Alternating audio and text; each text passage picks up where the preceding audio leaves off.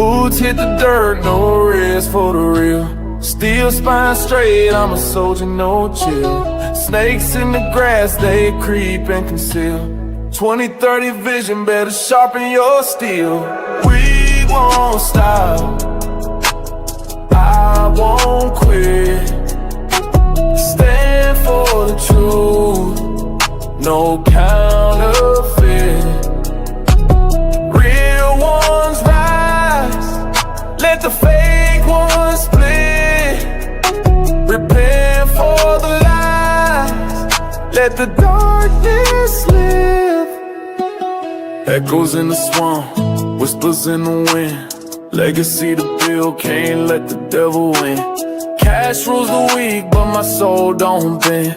20/30 knocking, better cleanse that sin. They want us to sleep, but the light stays on. Fake smiles, fake friends, all of them gone. Cages of comfort, we breaking out strong. Roots in the south, but the fight's lifelong. We won't stop, I won't quit. Stand for the truth, no counterfeit. Real ones rise, let the fake ones split. Repent for the lies, let the darkness live. Prepare for the storm, skies turning gray. The wolves in the suit got dues to pay. From the ashes we climb, no time to delay. The real ones prepare for the judgment day. Yeah.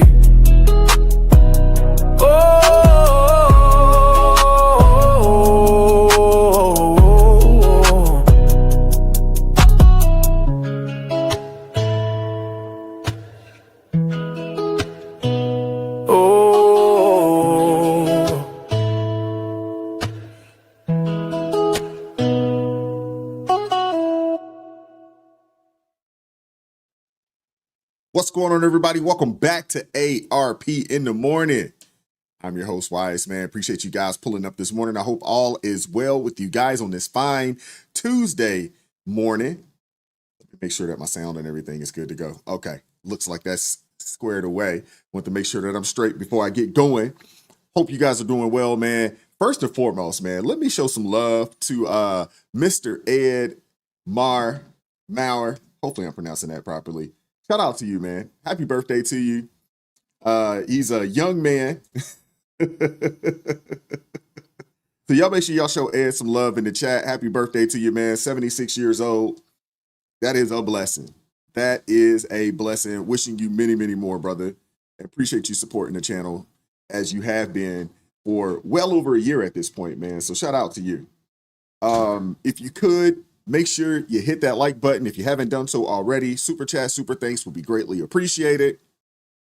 Hey, anybody that joins the ARP family, anybody that gifts an ARP family membership, greatly appreciated. We'll definitely stop the show and acknowledge you guys as well. We got a pretty good show to get into. Got a couple stories to get into today as well. But before we do so, let me make sure I go into the chat, show some folks some love. Shout out to Zephyr K9, first person in the building. What's going on, Marla? Shout out to you. What's going on, Hunter? Appreciate you, brother, pulling up this morning. Bible verse of the day is, we love because he loved us. 1 John chapter 4, verse 19. Thank you very much. Shout out to Redefined Queen. Appreciate you pulling up this morning. Lori Addison in the building. Shout out to you. Appreciate you pulling up this morning. We got Mark Galvin in the building. Shout out to you. Shout out to you. Appreciate you pulling up this morning. Kevin Caldwell in the building. Toy Mafia in the building. Shout out to you, man. Again, y'all make sure y'all show my guy Ed some love in the chat. Happy 76th birthday to you, brother. Appreciate you, man. Thank you very much. Thank you very much for supporting the channel, supporting me. What's up, Nanny? How you doing this morning? Appreciate you pulling up. Appreciate you. Who else we got up in here? All right, we got Queen Chloe in the building. Shout out to you. Cool Ramon in the building. Shout out to you. All right. Oh, yeah, you guys up in here early.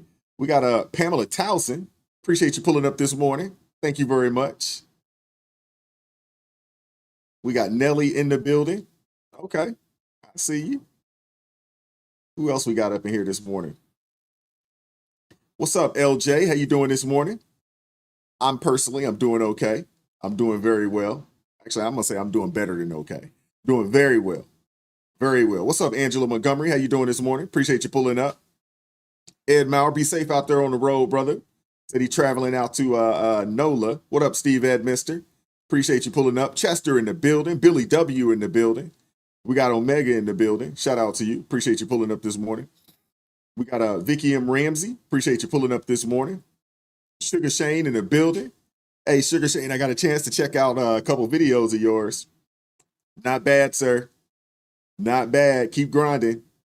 Shout out to you. Appreciate you pulling up this morning. Melissa, aloha to you. Appreciate you pulling up. Who else we got up in here this morning? All right. All right. We got Amber Cherie. Appreciate you pulling up this morning. Thank you very much. John Burley in the building. We got A Peak in the building. Shout out to you. Appreciate you pulling up this morning. Brian Gable in the building. Shout out to you. Appreciate you pulling up this morning. What's up, Reza Mahmood? Appreciate you pulling up this morning. Yvonne Berger. Appreciate you pulling up. Michigander. Appreciate you pulling up this morning. Ooh. It's cooking season. Okay, got it. Appreciate you pulling up, man. We got Eric Simon out of ATL, Georgia. Appreciate you pulling up. What up, Mike C? We got Okie Angel in the building. Shout out to you. Appreciate you pulling up this morning. JJ O'Hara in the building. Shout out to you. What's up, Malachi? How's it going this morning, brother? Hope all is well. Mark Patterson in the building. Shout out to you. Appreciate you pulling up this morning. We got Lisa Williams in the building. Shout out to you. Appreciate you pulling up this morning. All right. Let's see. All right. We got Brett Montgomery in the building. Shout out to you. Amethyst Angel in the building. Grace and peace to you as well. Appreciate you pulling up this morning. Thank you very much. Jasmine in the building. Shout out to you. Appreciate you pulling up this morning. Who else we got up in here? Okay, Susanna. Appreciate you pulling up. All right, Soul Driver in the building. Shout out to you. Appreciate you pulling up this morning. We got hopefully I'm pronouncing this. Is it Rashins? Shout out to you. Appreciate you pulling up this morning. Thank you very much. We got Par 567.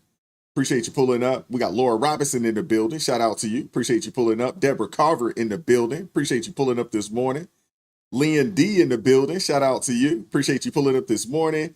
Kathy McGinnis. Appreciate you pulling up. Jose Ramirez. Appreciate you pulling up this morning. C. Bergie in the building. Shout out to you. Appreciate you pulling up this morning.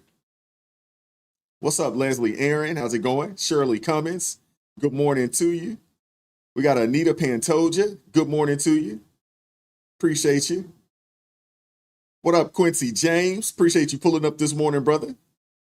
We got 10 Mania in the building. Shout out to you. Appreciate you pulling up this morning. All right. We got Nelly in the building. Shout out to you. We got Rebecca Carrington. Good morning to you. Annie Love. Appreciate you pulling up. What's up, Candace Hall? How's it going? We got Bill Jekyll. Appreciate you pulling up this morning. Donald Lovejoy in the building. Shout out to you. It's good to see you. How do we say that? Is it Ardefo? Hopefully I'm pronouncing that properly. She says, praise the Lord. God bless you. Hello from New Jersey. All right. Shout out to you. Appreciate you pulling up. We got a lot of Jersey folks up in here. Stephanie Martini in the building. Shout out to you. Appreciate you pulling up this morning. What's up, Janie Cavender? Appreciate you pulling up this morning. Thank you very much. All right. What's up, Mimi? How you doing this morning? Appreciate you pulling up this morning. All right. We got Blackwing Opinion. Appreciate you pulling up this morning. Good morning to you. All right. Hey, Candace Hall says, pray for us as we go to the Capitol in San Francisco, Sacramento, California this morning to protest against AB 495 today. Y'all make sure y'all keep those folks lifted up in prayer. All the people, not just Candace Hall, but all the people that's going to be out there protesting that wicked bill. We talked about that, I think, about a week ago. We talked about AB 495. A lot of people, I've received a lot of feedback from that video. I'm surprised there were so many people out in California that did not even know that that bill was going up to be voted on. So I'm really, really glad that it came across. And I got to show some love. I got to shout out Regina Cano, because she sent it over to me and she said, Wise, you have to cover this. This is wicked. So shout out to Regina for sending that over to me. Appreciate you. And, just praise the Lord, man, that we were able to get this information out, because I think there were so many people out there that did not know that this AB 495 bill was even out there. A lot of people didn't know what it was. And I was just glad to be able to shed some light on it, man. And unfortunately, there really hadn't been a lot of people talking about it, but it is something that needs to be talked about.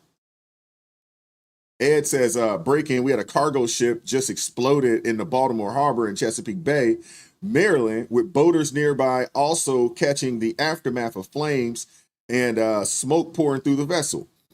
I gotta hold up a second. Let me look into that real quick. Sheesh. Goodness gracious, they hadn't even cleaned up the from when the bridge got knocked down. It's still down and they're still removing debris and stuff.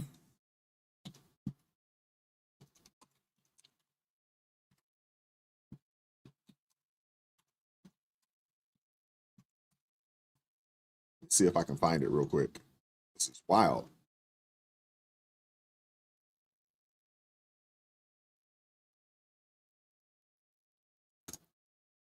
Give me a second.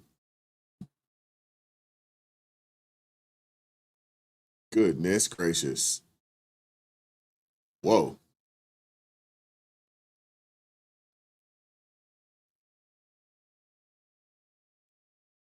I see it. Fire and explosion damage. I don't have the New York Times. Hold up. Let me see if I can find it somewhere else. Goodness gracious.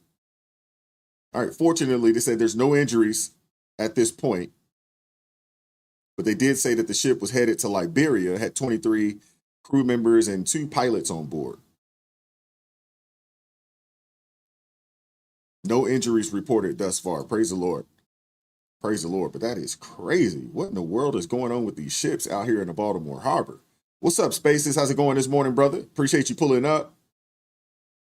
We got Dennis Brandon in the building. Appreciate you pulling up this morning. Rocky Trump in the building. Appreciate you pulling up this morning. And Roger McCauley, shout out to you, man. Appreciate you pulling up this morning. Cool Ramon, you hadn't heard about, hey, the video, if you go check out, it's in there. I have it. It's in there. It's in there.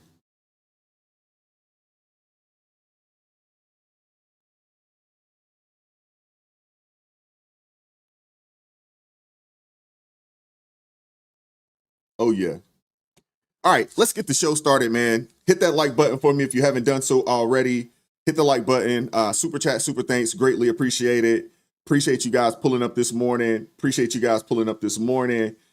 Shout out to all my ARP family members. Shout out to you guys. And y'all make sure y'all show Ed some love, man. And y'all make sure y'all keep Candace, and the crew lifted up in prayer, as they go out there to protest AB 495 out there in California. That bill should not pass. The fact that it has gotten this far, that they're voting on it, you know what I'm saying? At this point now, I just think it's just flat out ridiculous. Mike C, you're absolutely right. That bridge going down, it has, it's caused some major issues. And they still haven't even cleaned up the debris yet. So what that means is they hadn't even started rebuilding the bridge yet. And we're at this point now, we're over a year. We're over a year. It's wild. It is wild. But we're going to get things started, man. We're going to get the show started.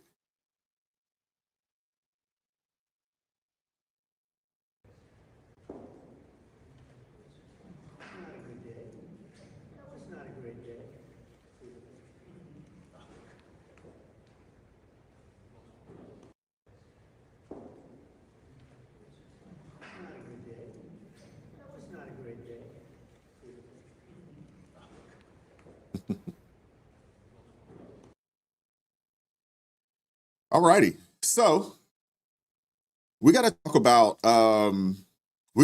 the meeting that happened yesterday. Now we've been following this for a little bit, man, and I've followed the White House fairly closely under Trump, under Biden, under Obama, and I've never seen anything quite like this. Quite like this. So it's a big week. We got to get right into it, man, because the news is really shaking up things on the world stage. Yesterday, President Trump hosted Ukrainian President Vladimir Zelensky along with top EU leaders in Washington, D.C. And let's just say that, it's a game changer. After the tense Alaska face-off with Putin, we discussed that yesterday. The meeting inside the White House lasted more than 5 hours with Trump, Zelensky, German Chancellor Friedrich Merz, French President Emmanuel Macron, Italian Prime Minister Meloni, and EU Commissioner President Ursula von der Leyen sitting down to hammer out the future of the Russia-Ukraine war. The goal, ultimately, I think you guys know this, the goal, they want peace. They want a peace deal. And it's looking like it may be closer than most people think. It's looking like that.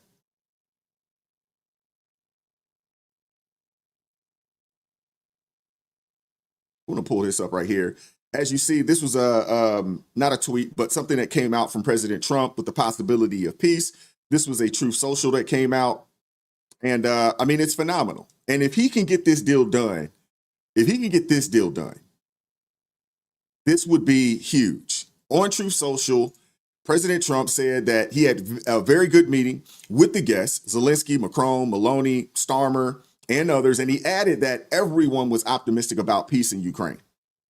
And that he's already spoken with Putin to set up another meeting at a location that hasn't been disclosed yet. But let's clear up the media spin real quick. In Europe, some outlets claim Zelensky needs to be protected from Trump strong-arming him into giving up entirely too much, which I believe is nonsense. These meetings, they've been planned for weeks. And these leaders, they came because they were invited to present a united front, keep pressure on Russia, and push for the next step, which would be a ceasefire. Now, you fast forward to this week, Trump, Zelensky, side by side in the Oval Office. The tone couldn't be clearer. Momentum toward peace is building. This is positive. This is a good thing. We need peace across the we need peace across the world, man. It's a good thing. It's a very good thing.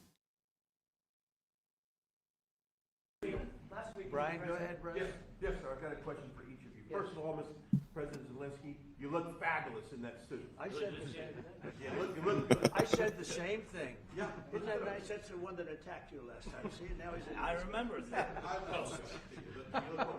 No, my first question for you, President But you Zelensky. had in the same suit. You see, I changed you are not. Maybe yours is much better. Real quickly, upon He came dressed for the occasion this time around. If you compare this to what happened in February, that was interesting. Y'all remember that. The last sit down, super explosive. Trump ripped into Zelensky, accusing him of not being grateful enough for America's support. But this time, he came, it was, the energy was different. He was totally different. He was calm, he was cordial, even optimistic. Trump kept stressing that, there's a reasonable chance to end the war with his focus on securing a lasting peace. And that that shift matters because now the other players are coming to the table. Trump just hosted Zelensky alongside European leaders at the White House right after his meeting with Putin. And despite the media spin that Trump is folding to Putin or undermining Ukraine, the reality is the opposite. He's pushing for progress, and it seems to be working. The trilateral talks, they're expecting to happen sooner than later. That's the expectation. So I think we're all looking forward to a positive outcome. I think we're all looking forward to it. The German chancellor has just told reporters that the president spoke with Vladimir Putin, agreed that the Putin-Zelensky meeting is going to happen within 2 weeks. So that's from Chancellor Merz. Listen, we've got more with the panel. Final thoughts about today's White House. The German chancellor is just Yeah, so the meeting went so well that even Trump's loudest critics in the media, and y'all know there's a whole lot of them out there in the media, they were caught off guard by this. Commentators who usually would bash him nonstop, they had to admit that the talks were productive. They had to. And it wasn't just the press. European leaders, they came out saying the same thing. They said that, hey, something's changed. Something's changed. That's positive, man. The President for hosting us today in this important meeting, and I think it is an important day, a new phase, after 3 years and a half that we didn't see any kind of sign from the Russian side that there was a willing for dialogue. So something is changing, something has changed, thanks to you, thanks also to the stalling in the battlefield, which was achieved with the bravery of Ukrainians and with the unity that we all provided to Ukraine. And the reason why I mention it is that we also have to remind that if we want to reach peace and if we want to guarantee justice, we have to do it united. So that's why it's a very good day, the one we are in. You can obviously count on Italy as it was from the beginning. We are on the side of Ukraine, and we do absolutely support your efforts towards peace. We will talk about many important topics. The first one is security guarantees, how to be sure that it won't happen again, which is the precondition of every kind of peace.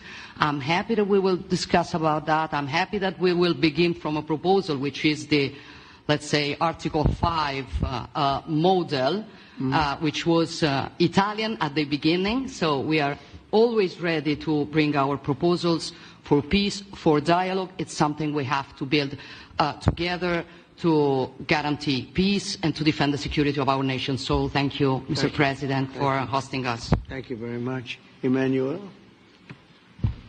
Thank you. Yeah, I didn't really care for her speech too much, but, you know, some will ask what has changed. It's simple. There's finally someone in the White House who actually cares about ending a war that probably never should have started in the first daggone place. Zelensky himself called his latest talk with Trump a really good conversation, you know, a night and day shift from their last blow up, you know, a few months back. And what's even more surprising is that Zelensky hinted at being open to discussions on territorial boundaries. That's not surrender. I mean, it's really the first sign of flexibility after years of fight until total victory, which I think he sees the writing on the wall. That's not real possible. I mean, they're running out of people over there in Ukraine.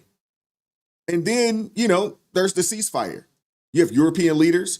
They've been pushing hard. And while Trump insists a permanent peace is possible, just having ceasefire talks back on the table is major progress. Add in discussions about European troops providing security guarantees, and you've got some real momentum that didn't seem to exist before.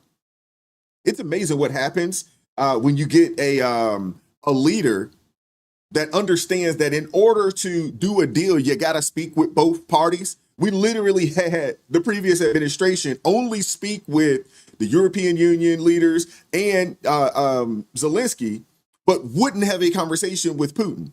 How do you solve a conflict? How do you, how do you end things? How do you end the war without being willing to sit down with both sides? I just don't understand how that happens. In order for this to make sense, it's got to be a win-win situation on both sides. Back in the day, before getting into this, I was a headhunter.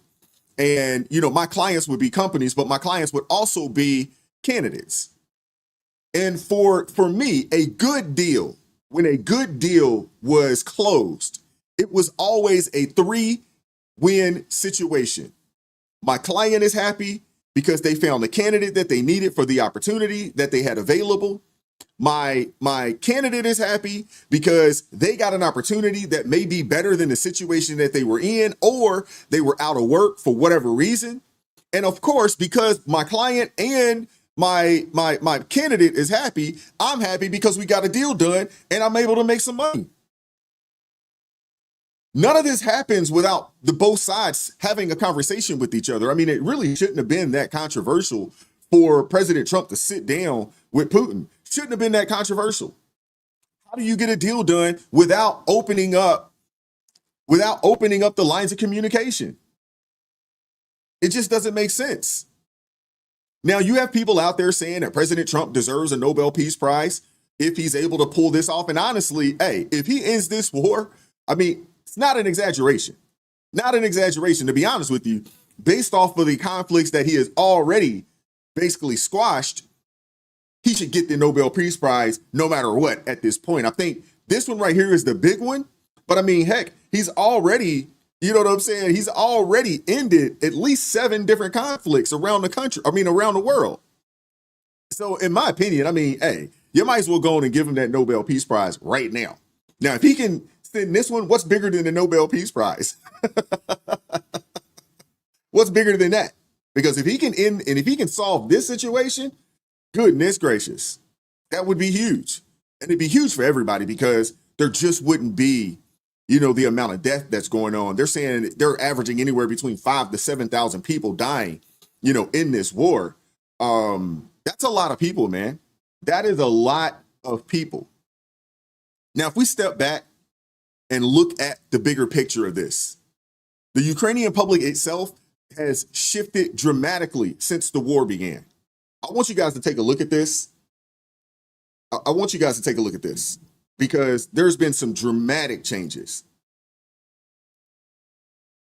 Some absolutely major shifts. The idea that Ukraine's going to achieve complete victory, that idea has collapsed within Ukrainian society. What are we talking about here? Ukrainians on the war versus Russia. You go back to 2022, the start of the war. Fight until Ukraine wins. Look at this. The vast majority, about 3/4, 73% agreed with that position. Negotiate to end the war as soon as possible, only 22%. Look at where we are now. It's a complete flip. It's the inverse. Now 69% want to negotiate to end the war as soon as possible, compared to just 24% who want to fight until Ukraine wins. That's a 49-point drop in this position. Now, of course, negotiating to end the war as soon as possible, that's a bit more nuanced, right? Ukrainians don't want to agree to all of Russia's demand, but I think the idea of even there being some territory that would be not formally recognized as being given that Russia could in fact stay in, that does have majority support, but the idea of formal recognition of Russia's demands, absolutely not. All right. Why do you think that opinion has changed to the extent that it has? Well, I think one of the big reasons why opinions have changed is this idea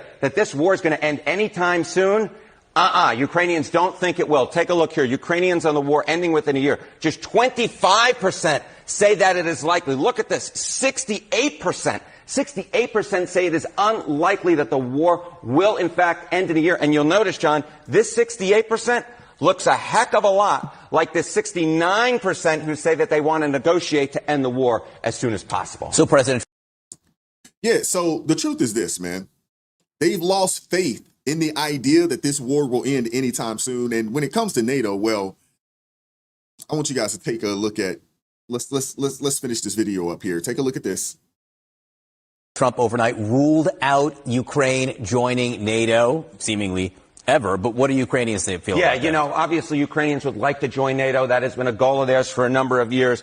But the idea that that NATO admission will happen within 10 years, look at the collapse in this position. 2022, it was 64%. Now it is just half that level at 32%. So again, this is one of the goals that, you know, Ukrainians had since the beginning of the war. They no longer believe that it's achievable. Well, the idea that Russia is going to be forced out of all of that land that they're occupying, they don't necessarily believe that that is going to happen. So again, I think this is one of the reasons why Ukrainians, they certainly don't want to accede to every Russian position, certainly not most of them, but the idea that they do want to negotiate and end to this war as soon as possible, that has now gone through the roof. Again, we're talking about 69%, which is such a big difference from where we were at the beginning of the war when it was just 22. Wanting to negotiate doesn't mean wanting to surrender. Correct. It means wanting to discuss, and not believing that they'll join NATO is different than wanting to join NATO. You got it. But you can very much see how Ukrainian thinking has changed over the last few years. Absolutely, John. Harriet, thank you. Thank you.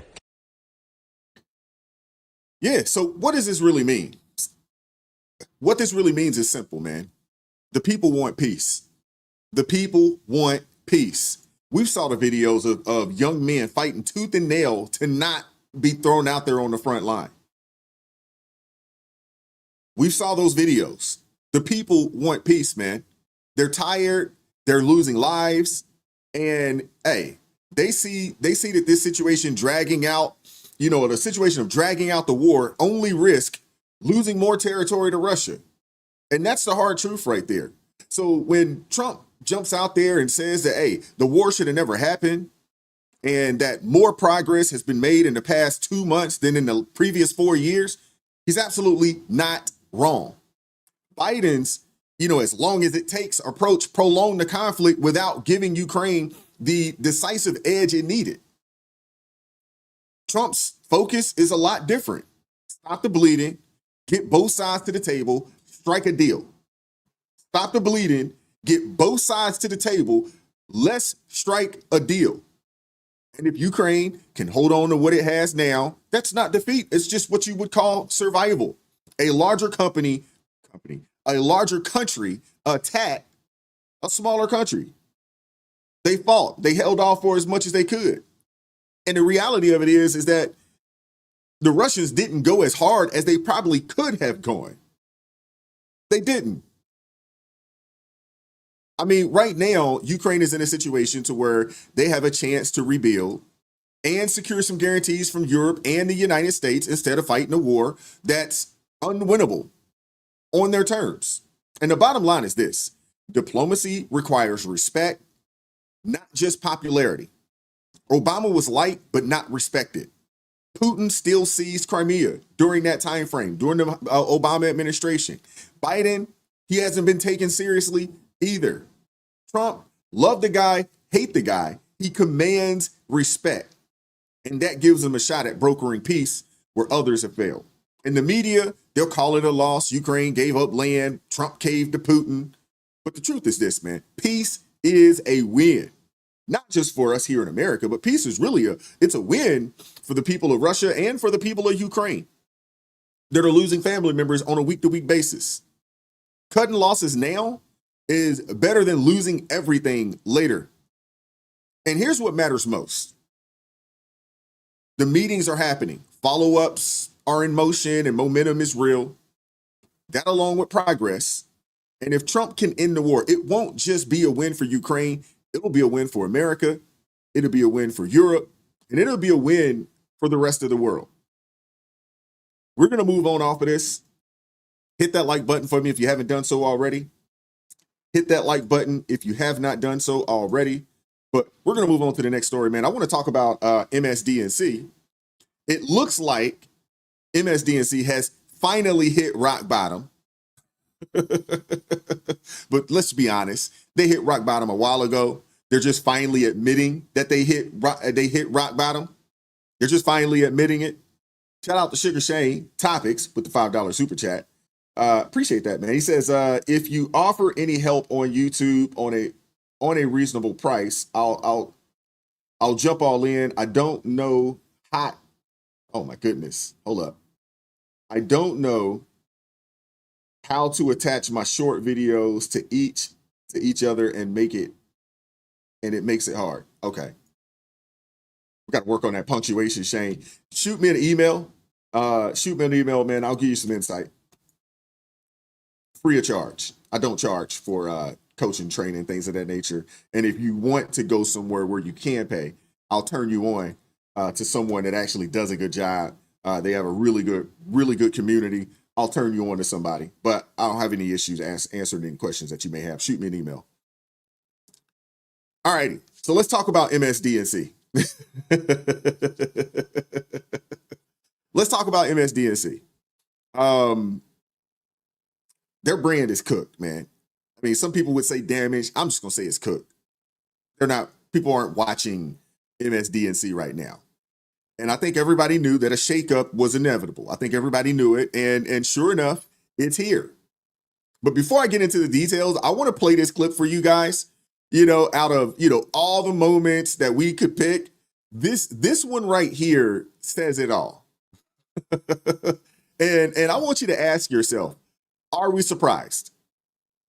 I want you to ask yourself, are we surprised? Are you surprised by this? Check this out.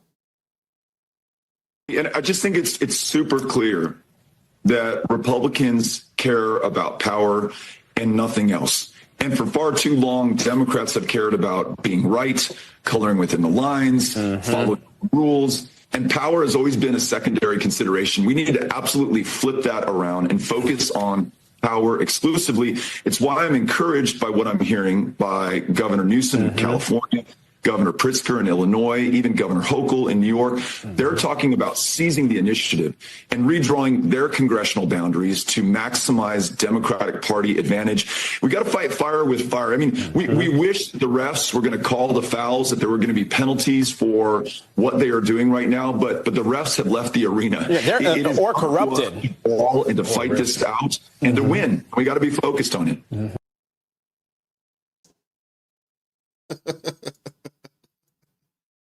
Oh man, MSDNC, the home of effeminate men, if we can call them that. But Beto says that Democrats have always prioritized playing by the rules over gaining power. And of course, MSDNC, man, they just nod their heads right on along. Can we even take these people seriously? Can we even take these people seriously? Oh my goodness, man. And to be honest with you, man, that's exactly why, they're in free fall. That's why. MSDNC ratings, I mean, they've been cut in half. Word inside is that they're so strapped, they can't even afford makeup staff right now. And hosts are taking pay cuts just to keep the lights on. Now think about that for a second. A network that lost nearly 50% of its audience to the point where NBC News, its own parent company, doesn't even want it named. They don't want the name attached to them anymore. And the result, it's a complete rebrand. They say goodbye to MSNBC and it's hello to MS Now, or as Candace Hall so affectionately stated, MS No One's Watching. That is hilarious. I love it. No one's watching. I love it. But let's just keep it real, man. Changing the name will not help. It's not going to help their cause. It's not going to change the problem. It's still the same tired network, just with a new coat of paint. And honestly, it's not even a new coat of paint. It's not. They changed it to MS Now. I mean, I don't even know who came up with that, but there is somebody sitting in a boardroom somewhere that was like, yeah, that's good right there. That's good. I did that. You can't make it up, man. You cannot make it up. MS Now, which stands for My Source for News, Opinion, and the World. And look, Andrew, they even have a graphic up. I like it. There it is. Actually, the new logo. It looks very sporty. Yo, that looked like some kid that's in, one of those digital classes, digital art classes. This is their first logo that they've created on Canva. But Joe Scarborough says it looks sporty.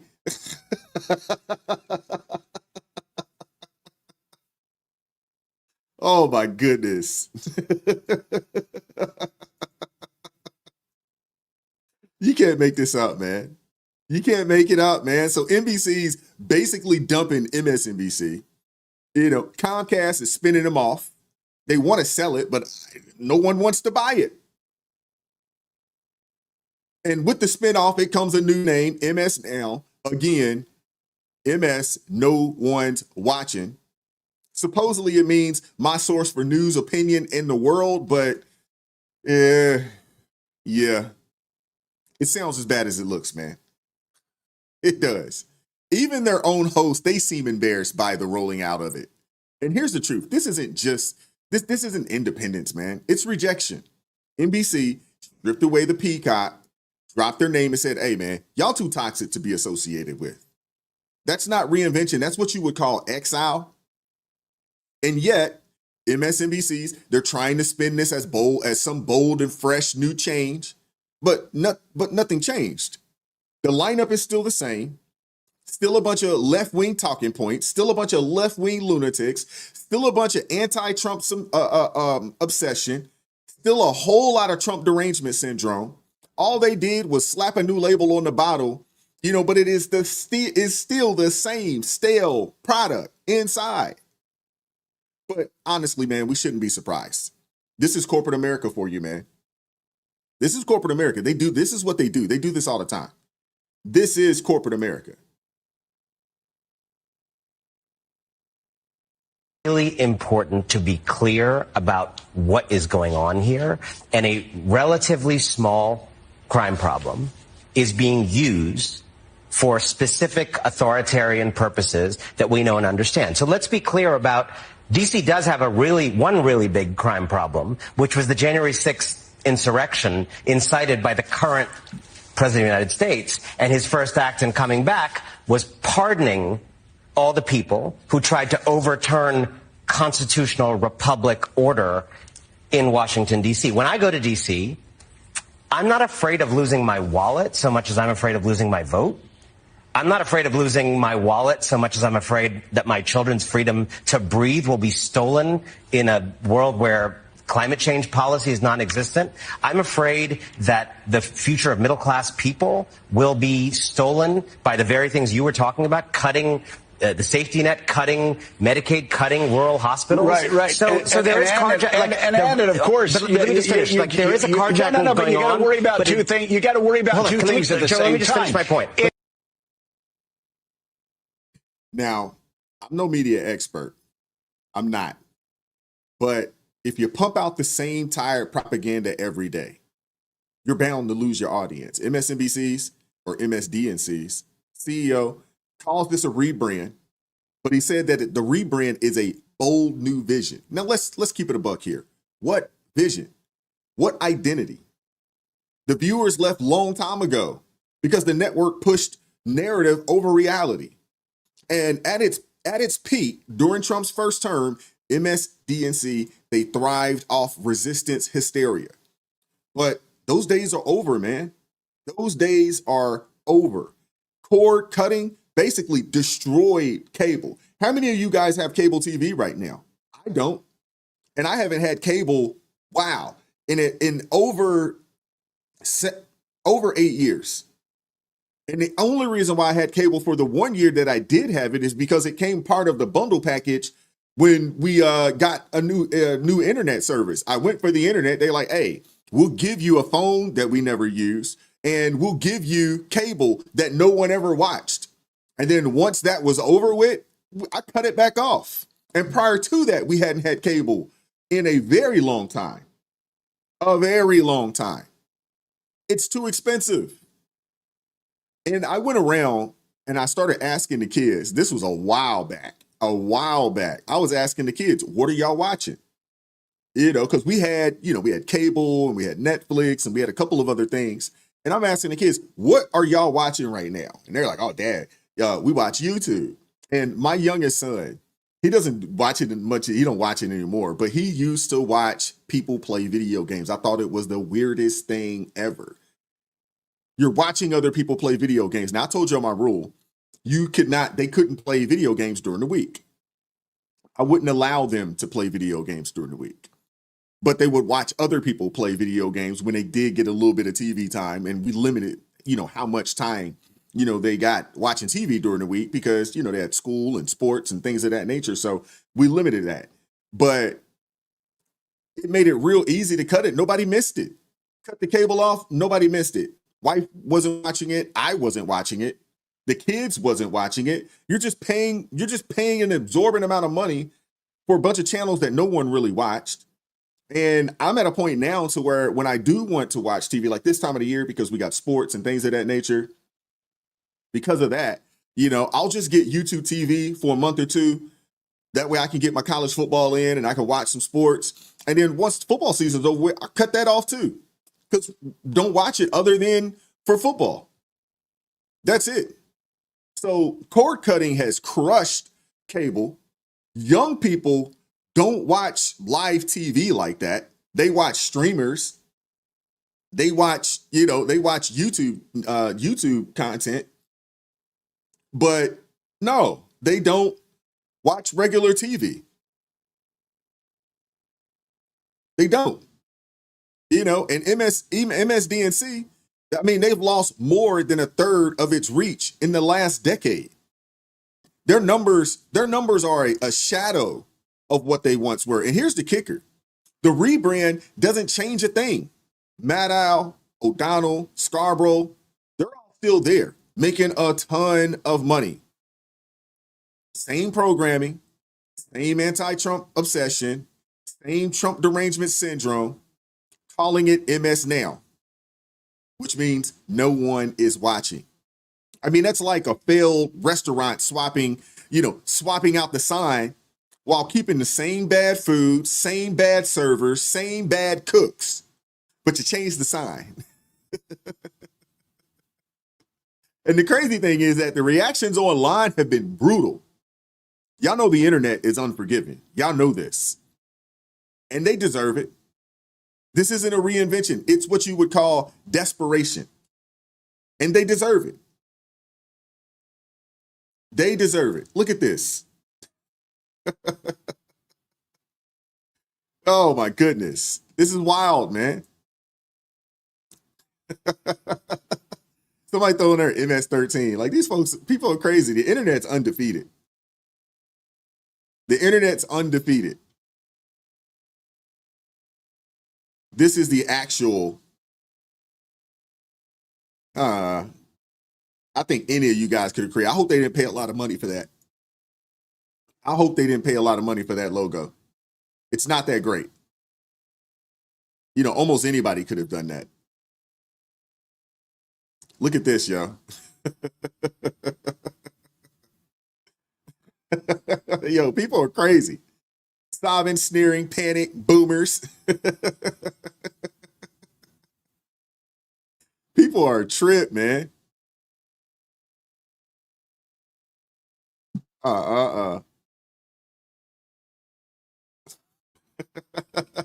This one here says, Trump on his way to make fun of MS Now rebranding. This is crazy.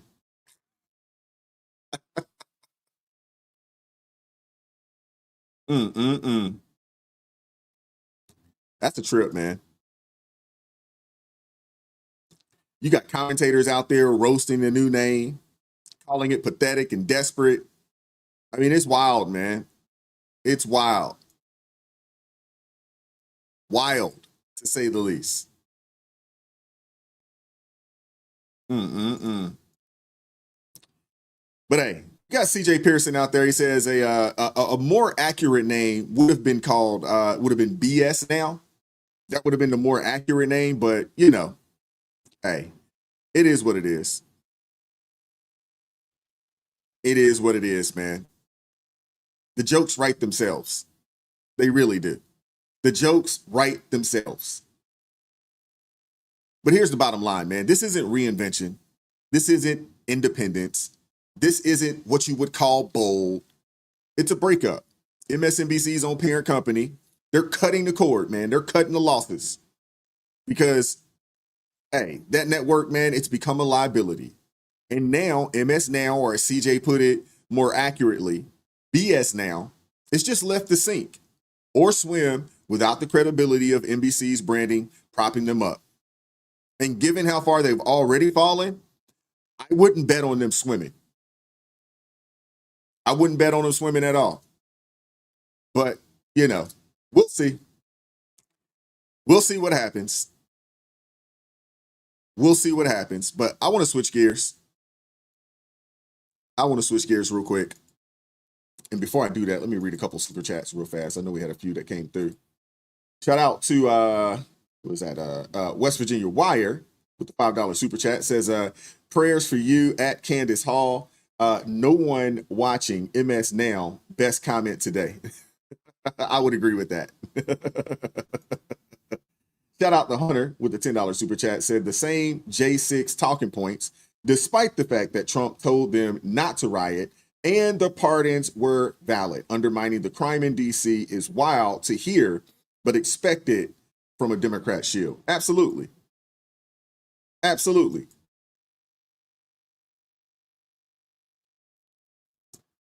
The fact that I mean, you lose credibility. When you jump out there and say that the crime's not that bad out in D.C., like, you just lose credibility.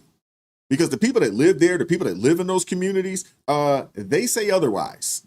And I trust the people that live in the actual communities.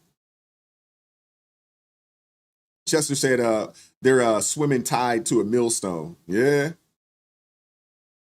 Hey, appreciate the super chats, man. I want to switch gears real fast. I want to turn our attention over to California, where my question is, what's up with Gavin Newsom? What's up with that guy?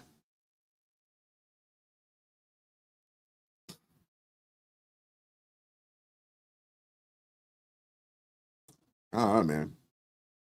Something's off, though. Something's off with California's golden boy. Something's off. And I mean, it's all playing itself out on X like a real bad reality TV show. Gavin Newsom's press account, his official mouthpiece, has been on a wild tear, mocking Trump in all caps like some keyboard warrior. And not just his press account, but Gavin Newsom himself, is trying to crack a joke or two. I mean, it's on the weirder side of things, to be honest with you. It really is.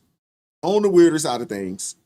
But, hey, Newsom, he likes to flex, likes to post pics, likes to brag about, standing up to Trump, acting like, he's auditioning, for an action movie.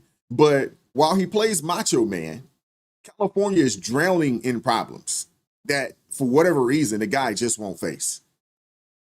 And now comes this whole redistricting mess. And after Democrats' 2024 losses, Newsom's pushing new maps to lock in seats and set the stage for his 2028 run. But Californians already stacked the deck. They've already stacked the deck. 40% of voters lean Republican, yet they only have 17% of the House seats. They have 17% representation. Millions of Republicans and independents are effectively disenfranchised in the state of California right now. I mean, it's crazy. For whatever reason, these people, they don't care, though.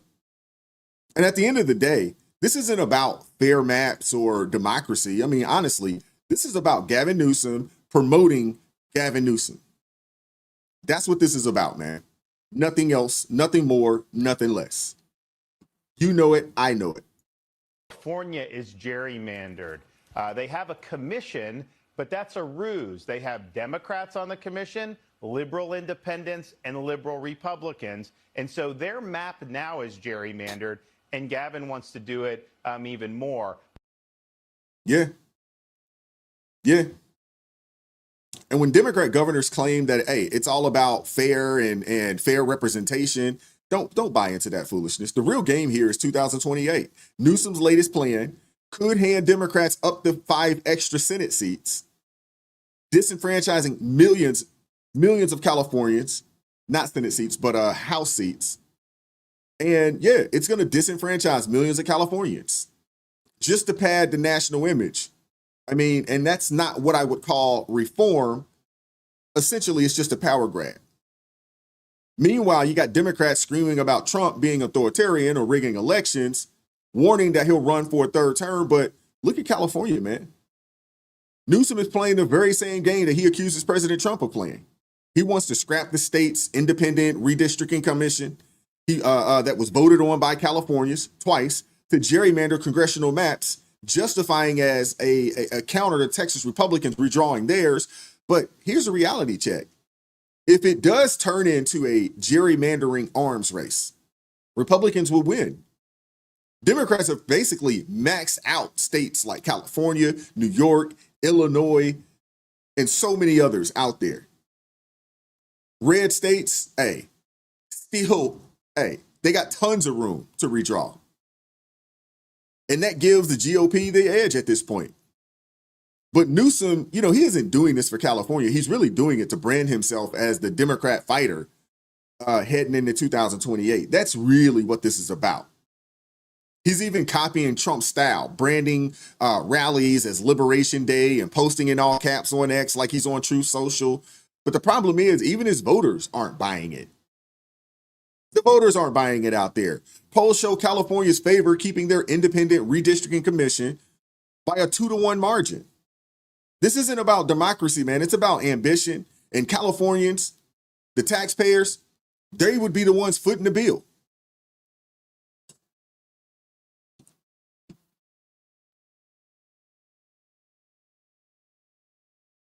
Redistricting battle. California is inching closer to a November special election to ask voters to give the okay to redraw the state's congressional maps.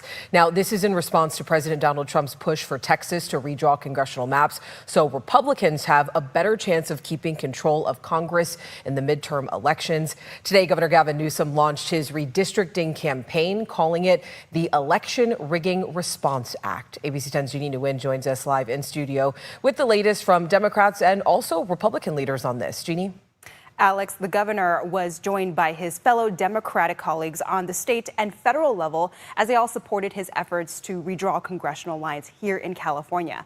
The governor making it clear today that this is just in response to what President Trump is doing and that California can't sit by and watch this happen. Meanwhile, Republican leaders tell me they're doing everything in their power to stop mid-decade redistricting. We have got to recognize the cards that have been dealt, and we have got to meet fire with fire. After weeks of teasing a possible special election, Governor Gavin Newsom launched the state's redistricting campaign Thursday morning with a plan to redraw the state's congressional maps as states like Texas continue to move forward with their efforts. And here he is once again trying to rig the system. He doesn't play by a different set of rules. He doesn't believe in the rules. Taking jabs at President Donald Trump, Governor Newsom says the state will redistrict in a transparent manner by letting the decision be up to the people. And we'll be asking for the people on November 4th, a special election coinciding with a lot of local municipal elections, to provide a temporary pathway for congressional maps. Congressional maps are normally drawn by the state's independent redistricting commission every decade using census data. The governor is proposing to temporarily bypass this process, and when lawmakers go back into session next week, they will work to get this ballot initiative approved by the August 22nd deadline. It was right when we get back next week, he's going to put it before the legislature. If 2/3 of the legislature calls special election, what he wants to do is change our California Constitution away from a nonpartisan redistricting commission drawing the lines. If maps are successfully redrawn, Republican Congressman Kevin Kiley's district would be impacted. He's already introduced a bill to ban mid-decade redistricting nationwide. Because California voters have already settled this matter, because our Constitution now says that this process is not to be done by politicians. And what the governor and his allies are proposing is an enormous step backwards for our state. When asked if he Think about this, man. Californians voted twice to have an independent commission draw political maps. Now you got the scumbag of all scumbags out there. That might be being too nice. But Gavin Newsom wants to scrap that and hand power back to the politicians so that they can pick their voters instead of the voters picking them. I mean, it just doesn't make sense, man. But then claim that this is for democracy. You can't make this stuff up, man. Even at anti-Trump rallies, Democrats admitted that California's maps, they're already tilted blue. Some said straight up that if Democrats claim to defend democracy, then playing the same gerrymandering games that they accuse the Republicans of, I mean, it's pure hypocrisy. And here's the kicker, man. A statewide special election to push this through would cost taxpayers $250 million. The 2021 recall cost $200 million. With more voters now, experts say that the next one would be even higher, once salaries are posted and lawsuits are factored in. That's not governance. That's not governance. That's $250 million. That's a campaign boost for Newsom's presidential run, paid for by Californians already crushed under sky-high taxes, crime, and an exodus of families and businesses. And the problem is his bad policies, they don't stay in California. They do tend to spill over, dragging the rest of the country down. I mean, it's wild, man. A illegal migrant has now been charged after his truck jackknifed a minivan while making an illegal U-turn, killing the 3 people inside the van. The migrant, who is believed to have crossed the border illegally in 2018, was granted a commercial driver's license by the state of California. He now faces vehicular homicide charges and deportation. Florida Attorney General James Uthmeier joins me now to talk about this horrific situation. Attorney General, thank you so much for joining us. What was your reaction when you saw this footage and realized this man cost 3 people their lives? Yeah, it's a horrific situation. California should not have provided this person the driver's license and a permit, not just for a car, but to drive large-scale trucks. To then drive into Florida, engage in this dangerous behavior and take the lives of 3 others is really a tragedy, but it shows how dangerous the open border policies under Obama and Biden have been that have continued to wreak havoc on communities across the country. We're certainly going to charge that person with the heaviest crimes we can and make sure that he gets locked up for as long as possible before then being deported back where he came from. Yeah, and if you watch this footage, as you did and we just showed, I mean, the people in this black minivan had absolutely no time to react. It was a 30-year-old, a 37-year-old, and a 50-year-old. 2 of them died on impact, and 1 of them died at the hospital. Absolutely tragic situation. And you touched on this. Why, if you cross into the country illegally, are you allowed to get a commercial driver's license in the state of California?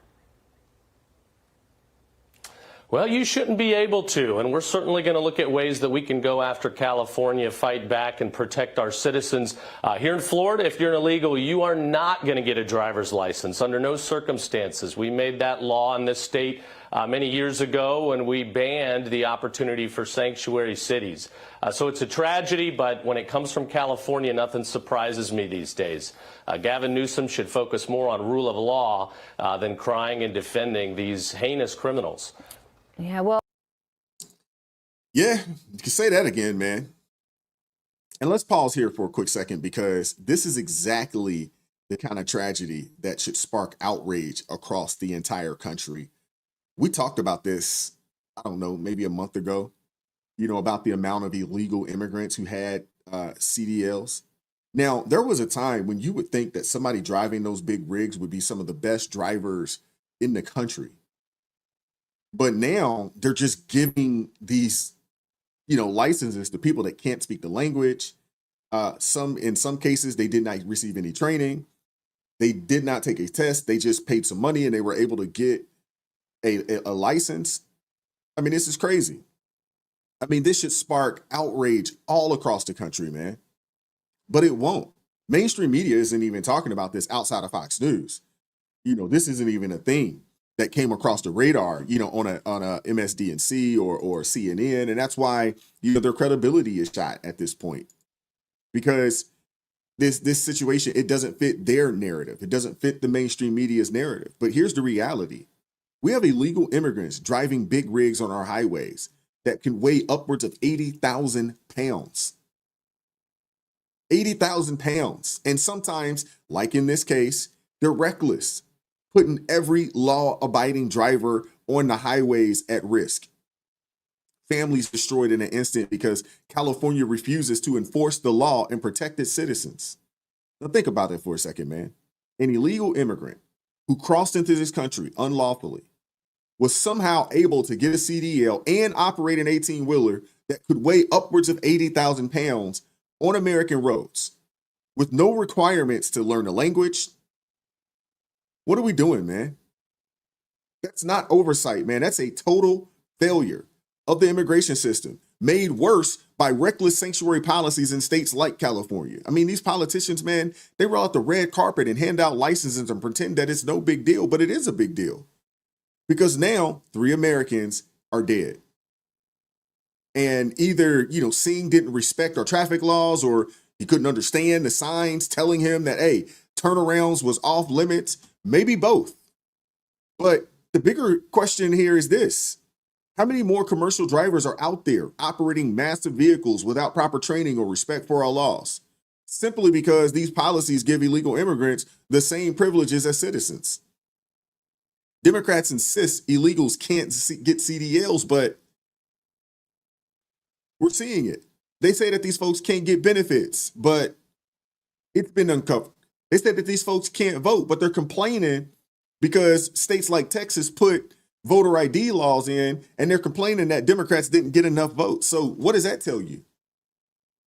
Over and over again, real world examples prove that it's just not true. This tragedy, man, it should bring lawsuits, it should bring accountability, and most importantly, it should bring reform. The victim's family, they should sue this daggone state of California for enabling Singh to get a daggone commercial license in the first place. Whoever hired him, they should be investigated. And frankly, every official who signed off on allowing illegal immigrants behind the wheel of tractor trailers,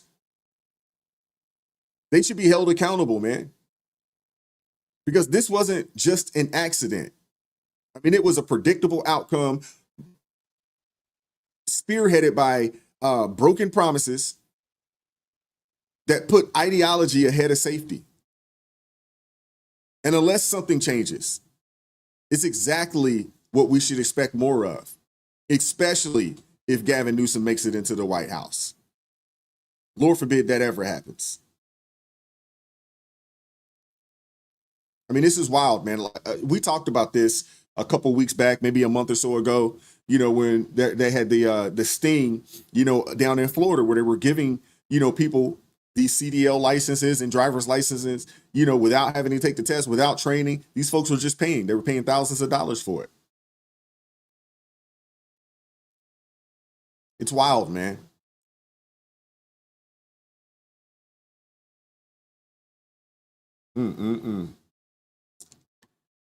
Let me check out the super chat here. I think I saw one or two that did pull up.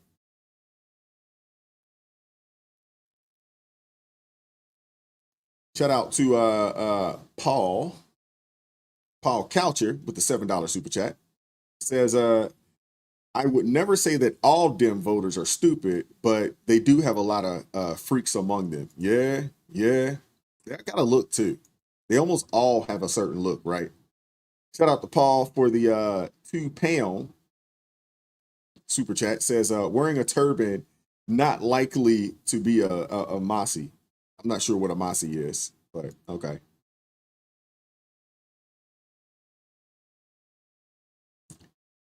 Shout out to Mike C. He says, did anyone see Amanda Seals versus 20 conservatives on Jubilee? I would love to see Wise debating on that show. That would have been interesting, man. Shout out to ABL. I know he was on there. I know a lot of you guys think ABL and I look alike. We are not related. We just happen to have gray beards and a similar complexion. But he did a good job on there. There was a few other folks that did a good job on it as well. I actually was working on a video about that yesterday, and I made a mistake, so I'm gonna have to reshoot it. But yeah, I thought that was interesting, man. I watched the entire video, the full hour and a half, and yeah, I watched the entire thing, and I thought it was pretty good. Amanda Seals is you could tell that she is used to being in these liberal echo chambers, although she tried to say she's not a liberal, but she's definitely a liberal. But she's used to these echo chambers, and she's not used to people pushing back. So she didn't handle it well.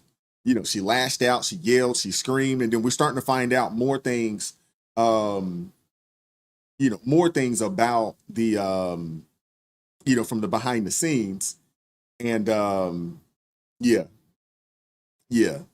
she a mess, and she come out there, oh, I'm a black radical, whatever that means. She's a socialist, essentially, probably more in tune, with the Black Panther Party and more in tune, with some of those entities that believe in socialism and these socialist policies, but overall, I thought it was decent. I just thought it was maybe for the conservatives, I wouldn't necessarily say it was a waste of time. It was a good opportunity for them to showcase themselves. And it was also a good opportunity to expose, how crazy a lot of these liberals are, man. Because you couldn't have a conversation with her. She did a lot of yelling and screaming, a lot of cutting off, a lot of, a lot of projecting. But yeah, she wasn't really prepared for what she walked into. And it just showed me that she's not used to being, in rooms with people that don't think or believe the way that she does. That's my opinion on it. But I think I'm still gonna do the video. I was so frustrated last night because I shot it, and I'm gonna just be upfront with y'all. I shot the video. I thought it was really dope, and then I looked down and my microphone was muted, so I could hear everything else, but I was muted, and I was like, "You got to be kidding me! You got to be kidding me!" But we're gonna get up out of there. Yeah, Zeph, that happened. It's happened. I've done that a couple of times before. It happens. But when I shot out, I was tired, and I was like, I just don't have it in me to try to do this again. So it is what it is. But I may still go back and shoot it again and toss it back out there. But as always, man, I appreciate you guys pulling up this morning. Appreciate you guys. Shout out to LJ, says with the $2 super chat, says 2 points. You don't look like him, and ABL tanked it. Got you. You think he could have gone a little harder? Is that the thought process on ABL? I thought he did all right. I'm not gonna say he like crushed it, but I thought he did all right. I thought he held his own. There was a few others. That I thought did very well. But again, it's hard to have a conversation with someone that's going to yell and scream. She was just too emotional, which a lot of liberals are, right? A lot of liberals are emotional. North Memphis, I disagree. I don't think that Black people need their own party. Now, you get no argument from me if you say a PAC of some sort. You know what I'm saying? To pool the resources to, push candidates that, think are going to, push the needs or the ideas, of the Black community.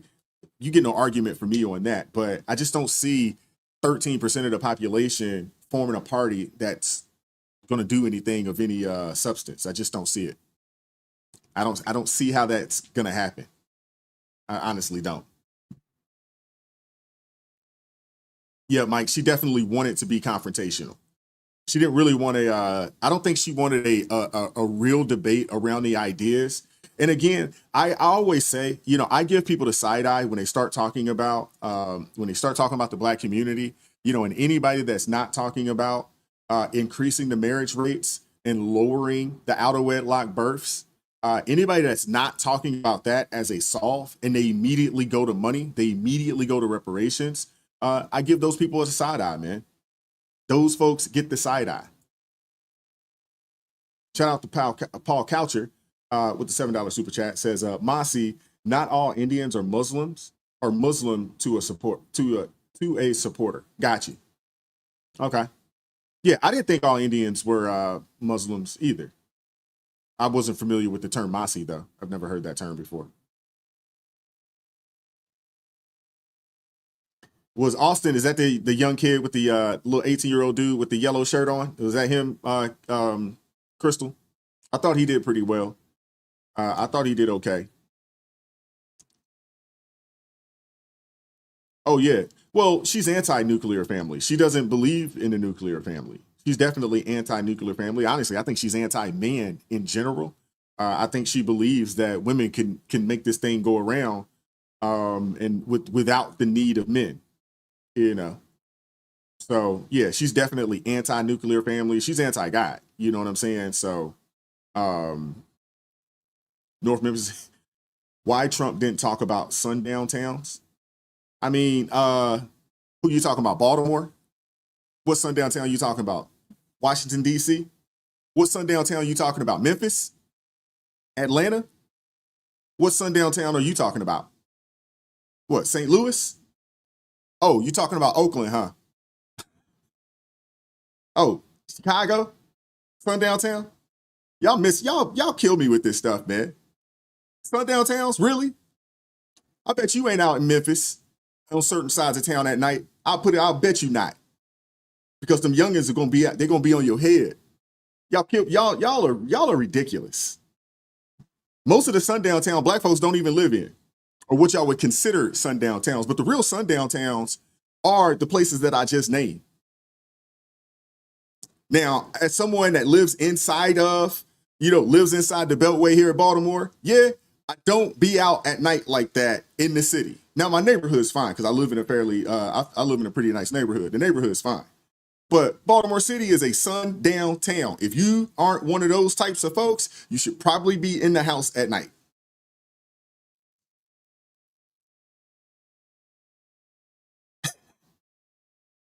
Goodness gracious. Ridiculous. Ridiculous. Sundown town. Well, he talks about the criminals in the black community, or he talks about the cities where the most crime is. We pulled this up last week, North Memphis. We pulled it up. We're talking about cities that have the highest crime rates. Unfortunately, they just happen to be ran by black folks, mainly black Democrats, and they just happen to have a larger amount of black people in those cities. But stop it, and y'all need to stop acting like these places aren't crime infested. The most dangerous city in the country is Memphis. You live there. You watch the news in Memphis. You see who's doing the shooting, robbing, stealing, carjacking. You see who's doing the majority of that. Stop that, man. Y'all talking about sundown towns that y'all don't even live in, don't even go to. But don't have any concern about the sundown town that you live in right now. Stop it. I forgot about New Orleans. Yeah.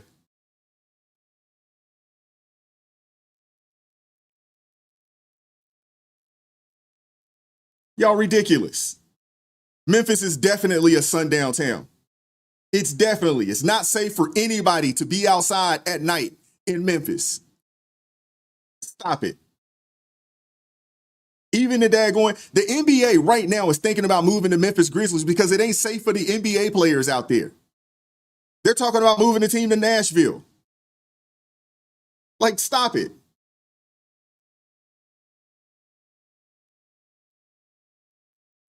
How about you focus on cleaning up your own situation? Yeah, okay. You always out. Okay. Okay.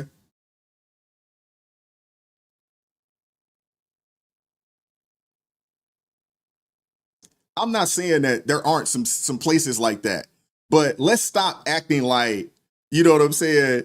You riding through a small town is just as dangerous as taking your butt out in the daggone one of the miles out in Detroit, or going into East or West Baltimore, or going down into Southeast DC. Stop that, man. Stop it.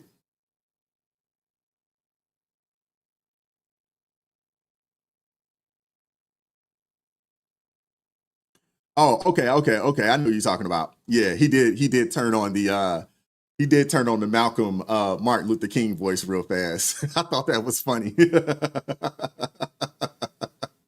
I thought that was pretty funny that he went there.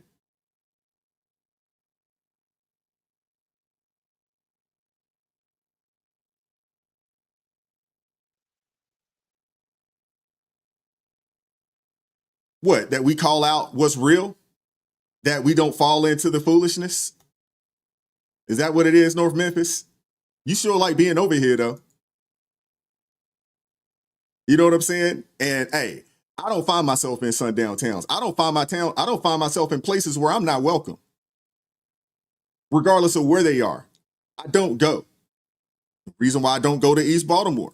Reason why I don't go to West Baltimore. The reason why you will not find me in Southeast DC. No, I won't go there. It's not safe. So if you know of a place that is not safe, why would you go there? And the reality of it is, even these sundown towns, even if it is true, and I know, there's another brother here talking about he's a trucker. That ain't where the majority of the crime is happening at. That's not where the majority of the homicides are happening at. When you think about it per capita per 100,000, and when you think about it overall, that's not where it's happening at.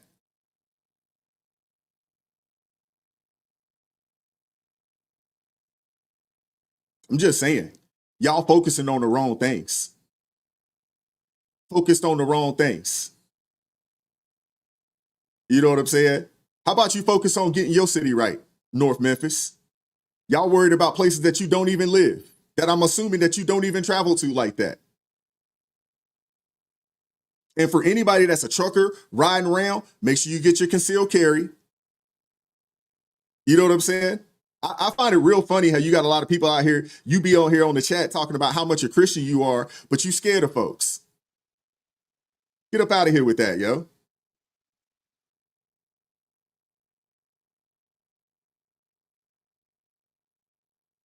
Please. I find it real funny. Always looking for a way to be a victim. Always. And always looking to point the finger somewhere. Always. Instead of focusing on your community. What type of outreach are you doing in your community, North Memphis? What type of young people are you mentoring in your community, North Memphis?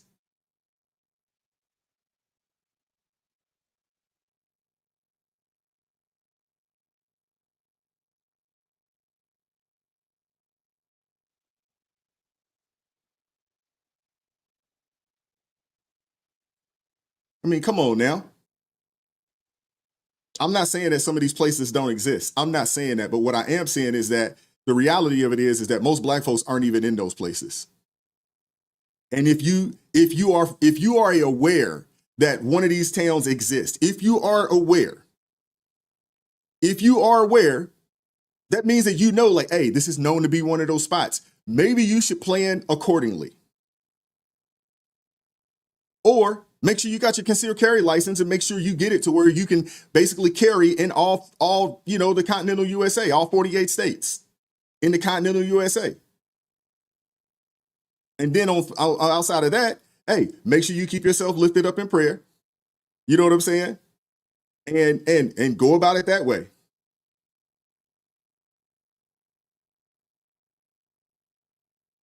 But we're not going to talk about one-off situations and act like Memphis, you know what I'm saying, isn't the daggone murder capital of the daggone country. We're not going to talk about one-off situations. See, that's the problem with y'all. Y'all always like to talk about these little one-offs, but y'all don't want to talk about the 200 homicides that's going on in your city right now. The year ain't even up yet. Y'all want to cherry pick this one situation, but don't want to talk about the masses. I pulled the list up last week. When we look at the top 10, most dangerous cities in the country, we looked at it. None of them was these little small towns. We looked at it. Do I need to pull it back up for you? Or you you one of those people that don't believe that the crime statistics are real. You don't think they're real, huh?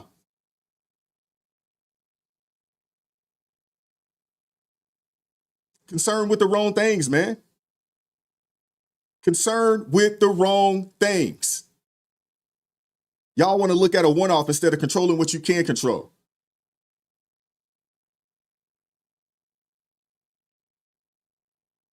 Oh, yeah.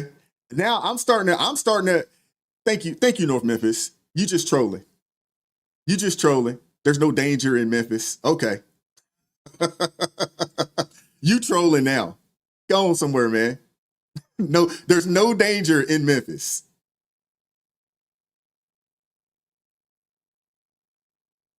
You know, Big Unc 203 says you got a valid point, but black truckers still have to be aware. I'm not refuting that. My pops was a truck driver for as long as I've known him. Never left his house without the 38. And I would assume in the truck he had something even bigger. I'm not saying that these little towns don't exist. I grew up in the deep South, man. Trust me, I understand. I grew up in Stone Mountain. If anybody know about Stone Mountain, they used to do KKK rallies, up and down the main road in Stone Mountain. Trust me, I understand. But you can't call yourself a child of God, a member of the kingdom, and be out here walking afraid. You can't. Come on now. Now, I'm not saying that you shouldn't be aware, but I think that should be the case no matter where you're going. Pull your rig up in the daggone East Baltimore and see how that work out for you. Pull your rig out in daggone certain places out in Memphis. Pull it out in certain places out in Detroit and see how that work out for you. And see if the brothers ain't gonna come get you. My uncle used to drive for was it FedEx or UPS? One of the two. I can't remember. And he was in New York. He'd pull up, man. They'd rob him, rob the daggone truck. And these wasn't white folks jumping out on him like that. Like, what are we talking about, man? I think you should always be aware of your surroundings and where you're going. I think that should just be common sense. But let's not pick off these little one-offs here and act like it's the majority of the homicides that's going on in our country, where the majority of the crime is in our country. Let's stop that. That's why I don't know why take y'all serious. You want to talk about us, you know what I'm saying, and the talking points. I'm not saying that these places don't exist. But what you're not going to say is sit here and act like, you know what I'm saying, places aren't dangerous. North Memphis, I will not be acknowledging you anymore. You trolling. You trolling. You've been sold a false bill of goods on Memphis. Yeah, okay. Okay.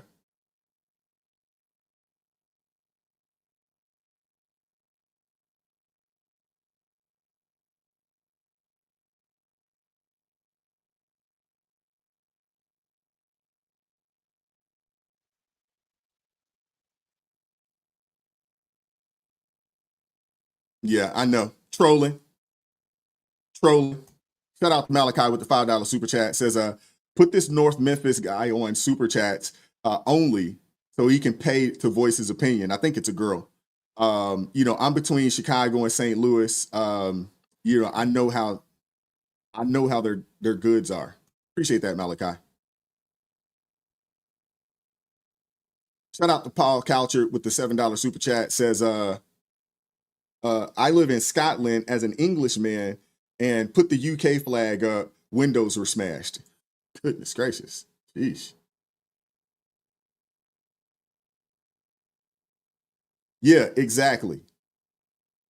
Hey, I've showcased people that actually live in DC. I don't live too far away from DC. I've gone to DC a multitude of times. It's wild. Talk to the people that live in DC. Talk to the actual residents that live in DC. I ain't talking about, out of towners and people that just got there or people that showed up to protest. No, I'm talking about the people that live in these cities. They just had 4 infants killed in DC within about 2 weeks. Infants. Like, what are we talking about? I bet right now I pull up Memphis. You know what? I'm going to do it right now.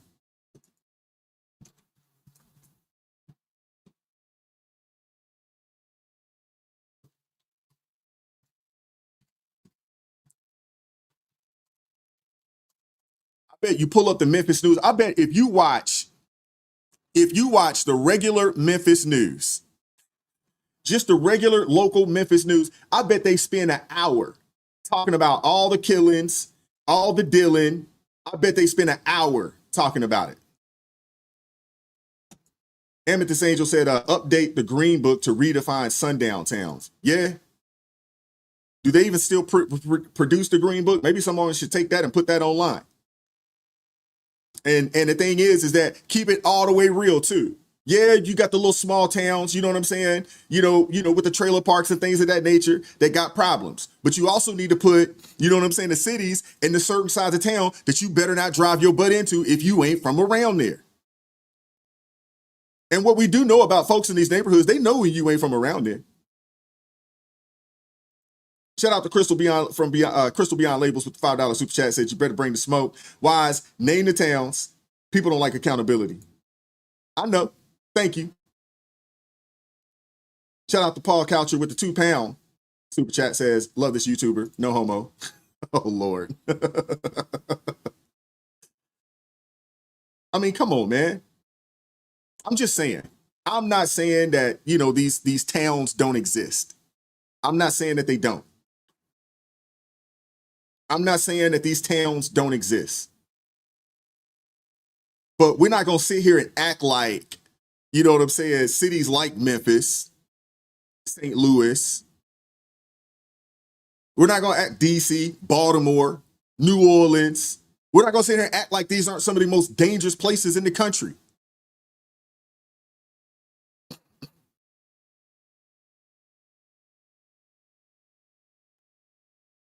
I mean, this is ridiculous.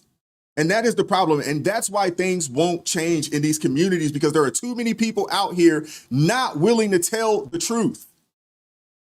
You know it's crazy. You live out there. I would assume that you watch the news. You know it's crazy out there. You know these youngins be acting a fool. But y'all don't want to talk about it. How do you solve a problem that you refuse to talk about?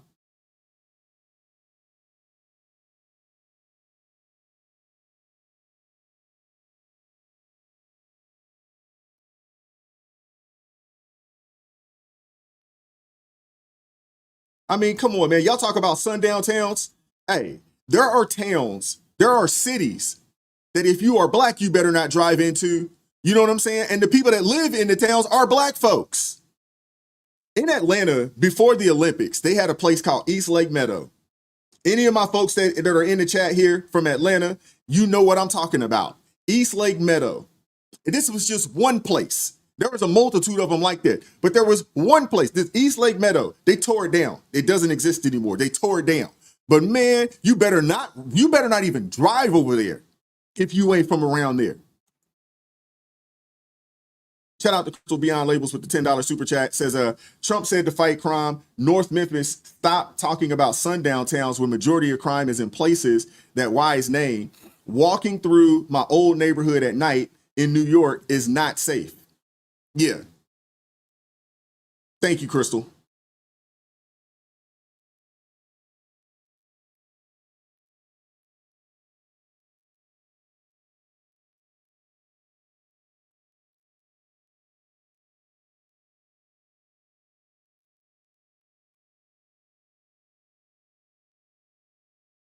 Heck yeah. Hey, even out here in Annapolis, you know, I don't live too far away from Annapolis. Annapolis is not too far away. There are certain projects that if you ain't from around there, you better not walk through there. You better not walk through there. Soon as you step in there, somebody gonna see you. They're gonna ask you who you looking for, what you want. And if you don't answer the questions properly, yeah, they're gonna be on your head. They are going to be on your head. Shout out to Amethyst Angel with a $5 super chat. Said, we can name it the Red Zone book. Making an ebook and market it to everybody, regardless of race. Yeah, I agree with you on that. Yeah. You need to know where you can and where you cannot go. Oh, yeah, thank you. I forgot about the bluff. Oh, man, what? Come on now. I mean, I grew up, you know, being in the Atlanta area. Any of you guys know, if you're from the east side, you don't go west and vice versa. You already know this. So y'all act like this is a new thing, like, oh man, sundown town, they don't want black people riding through.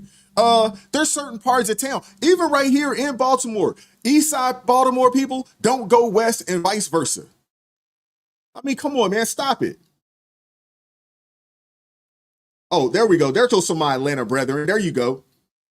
Andre says several places, Techwood, Bowen Homes, Red Oak, Boat Rock. Yeah, places where danger. Absolutely.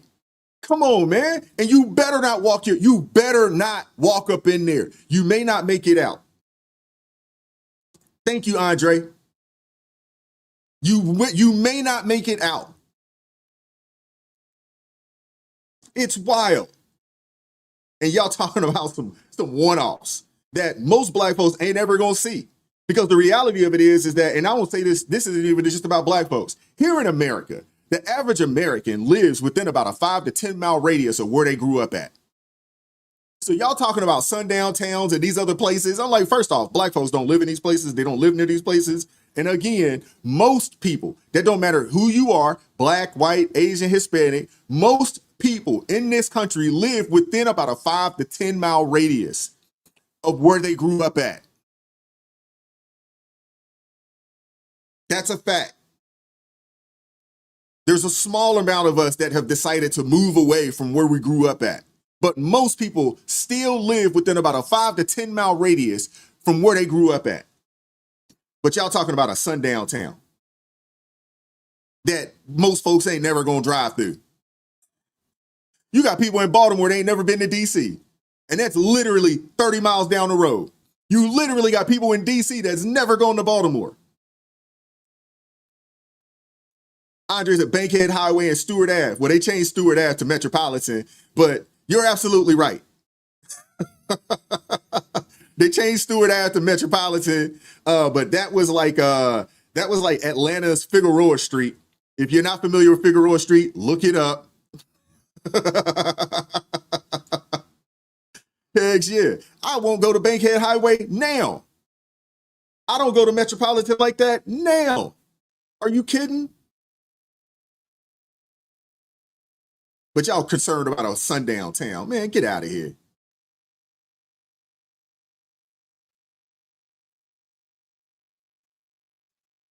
Jeremy, who said his BFF in Memphis, Central Gardens, Midtown, his truck got broken into weekly or stolen. Ain't no crime going on in Memphis, though. Okay. What's up, Dre? How you doing, brother? Said so many places in Detroit, too many to name. Hey, I used to work for a company that was headquartered in, it was downtown DC.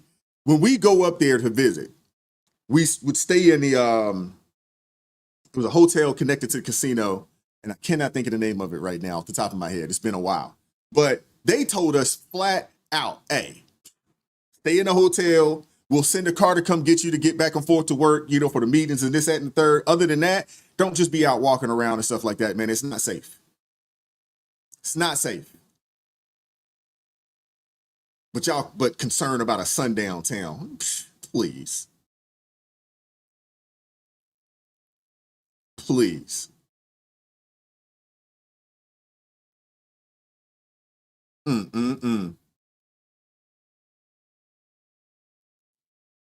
Amethyst said, these YNs trying to live out New Jack City in real time, neighborhood by neighborhood, city by city.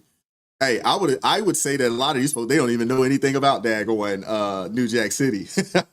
You just brought up an old school classic. Old school. That's an old classic reference right there. I just find it funny that you got folks out here, a sundown town. Trump didn't say anything about a sundown town. Like, you ain't got to say nothing about a sundown town. That ain't where the majority of the issues are.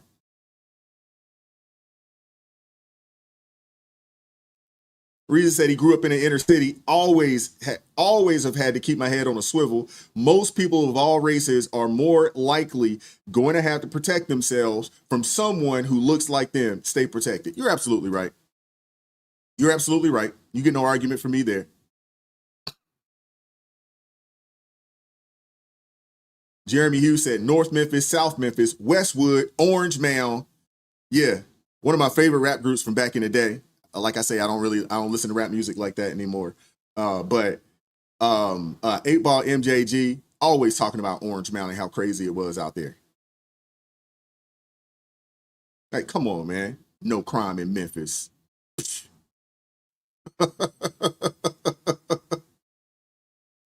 Crystal said Bankhead getting upgraded. Yeah, they're doing a lot of upgrades. It's being gentrified, for sure. It's being gentrified. That's actually happening. That's prime real estate, man. It's prime real estate, but it's been dangerous. It's dangerous for a long time. Yeah, boy. Reza, I know. The truth cuts you like a double-edged sword, and that's the problem. You have entirely too many people that do not want to hear the truth. They want to deflect. They want to project. They don't want to focus on what's right there at home. They don't want to focus on it. What's up, Paul Coucher with the $2, two pound super chat says, would you go to the press White House for a question? Yeah, I actually did fill out the application or whatever. I hadn't heard anything back from anybody yet, but I know they received thousands upon thousands of of applications for that White House press pass. So, maybe I'll hear something in like 2027. Way down the list, way down the line. Because I wasn't even the first one. I wasn't even on like the first day to do it. It was like a couple of days, and I was like, okay, let me do this. But it's easy to project, right? It's easy to point the finger at these little small issues, opposed to focusing on what actually matters. Amethyst Angel says, North Philly, Kensington, and Allegheny. Goodness gracious, Kensington is just, that's like the freaking Walking Dead. Goodness gracious. I don't suggest anybody go to Kensington, man. It's like the Walking Dead. Southwest neighborhoods here in Philly.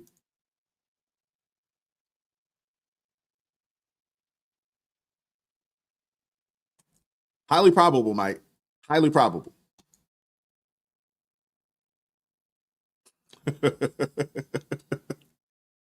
That means, hey, I have to go down. That means I have to get me a suit. Nah, I got a suit, but that means I'd have to put a suit on.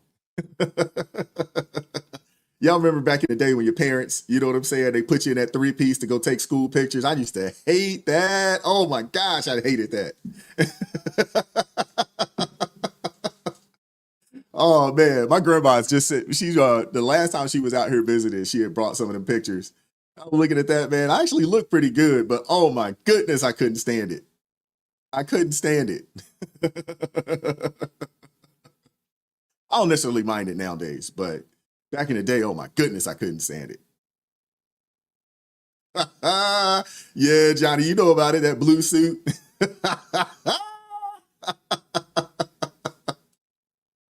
Oh man, you put that suit on. Hey, you knew right then, as soon as you put that suit on, there's no running, no playing. You better not fall, get a hole, because you know how boys are. We rough on clothes. You get that talking to like, hey, don't you be out here running around with that suit on, with them good church clothes on. But I want to do recess. I don't care. You better not come home with a stain, a hole, nothing.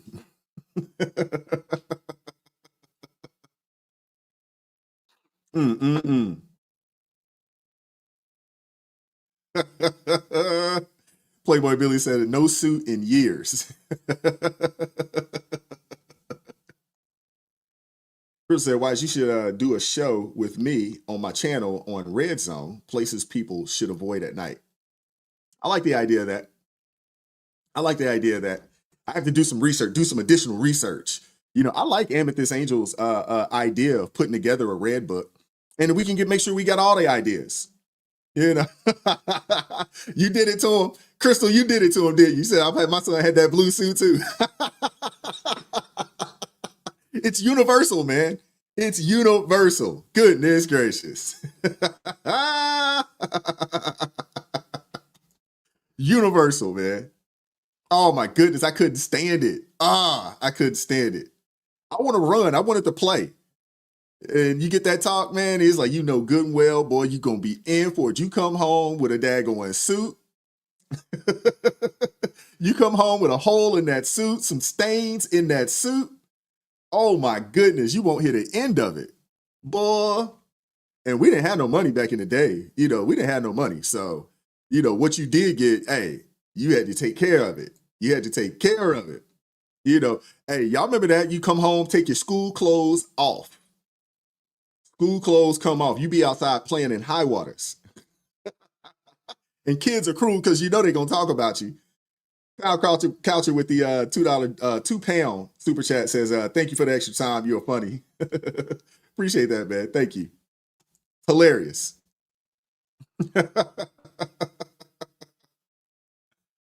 Oh my goodness. B said she lost signal in the woods. Yeah, we just chopping it up. Nothing crazy. We just chopping it up. But I tell you, man, the kids, oh, I don't miss that. Picture day back in the day. I used to despise it. Oh my goodness. I remember my mom, she had all us take pictures for Christmas one year. She still got those pictures up, man. We had on turtlenecks. Y'all remember that? Turtlenecks. Freaking red sweaters and turtlenecks. I'm like, you got to be kidding me. Like, what are we doing?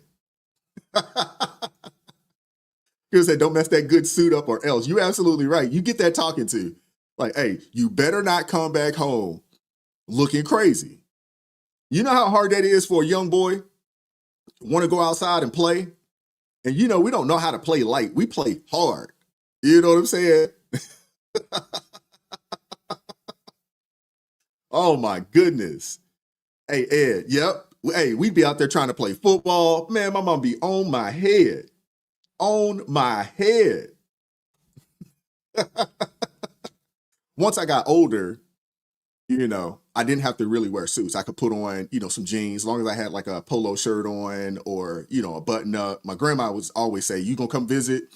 We're going to church. I'm like, I understand. We're going to church. You got to make sure you got them pants up. You got to have a belt on. I'm like, I got you. I understand. So you just learn, as I got older, you just learn. But that was a rule. My grandma lived out in Texas and I used to go out there every summer. I just love going out there. But you know the rule. Hey, you come out here, we going to church every Sunday. You probably going to go to vacation Bible school for the week. There's a week of vacation Bible school. And we going to church on Sunday. My grandma, sang gospel and sang in the choir and things of that nature for a very long time. So typically, I'm hanging out with her. We going to, choir rehearsal, things of that nature. She still talks about that. She still talks about that to this day. Deborah Carver said turtlenecks and bell bottoms with the platform shoes. Now, we wasn't there. I'm not that old. Come on now. But the turtlenecks, absolutely. But not the bell bottoms and not the platforms. Not that. No. Oh, my goodness. Vicky says she loved Vacation Bible School. It actually was pretty fun. They made it fun. We had to be there. But they did make it fun. And you could always count for some good snacks. They always going to feed you. So that was always good.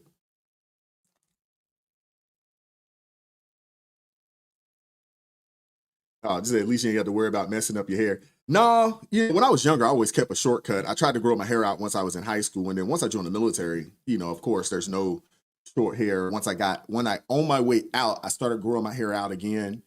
And I had a big old afro, used to get it braided up. And this was probably, I was around, I guess, maybe 24, 25. And then, I cut it off. And the next thing you know, that hairline started receding.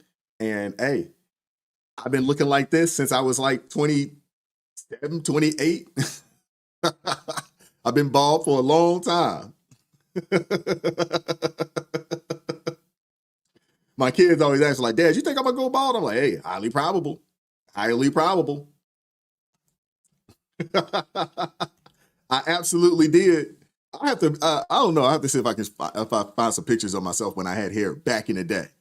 Yeah, I did have hair, and it did grow out. I actually had an afro like out to here. And then, by about 27, 28, man, that hairline started going back. And I wasn't one to try to hold on. Some folks, man, they try to hold on. That hairline be back here, still trying to hold on. I was just like, nah, hey, I got a decent enough shape head that we'll just cut it bald. We'll cut it bald and we'll be done with it. But now I actually enjoy being bald. To be honest with you, it's easy. Cut my hair. It's cheap. You know what I'm saying? I cut my own hair. I do all this myself. I cut it myself. You know what I'm saying? Save that money. Barbers nowadays, man, they charging. They charging big time nowadays. So I save a lot of money. Cut my own hair. One of these days I might cut the beard off, you know what I'm saying, and change it up. I used to just rock a goatee. I grew the beard out. I guess, about a year ago, and I've been rocking with it, for, I guess now at this point, about a year, a little over a year at this point, year and a half. But, it grows pretty good here, on the face. The crazy thing is that when I didn't have any hair, or when I had hair on the top of my head, I couldn't get this to grow and connect. And then I lose my hair, and then all of this comes out. So I guess this is just what it's supposed to be. Shout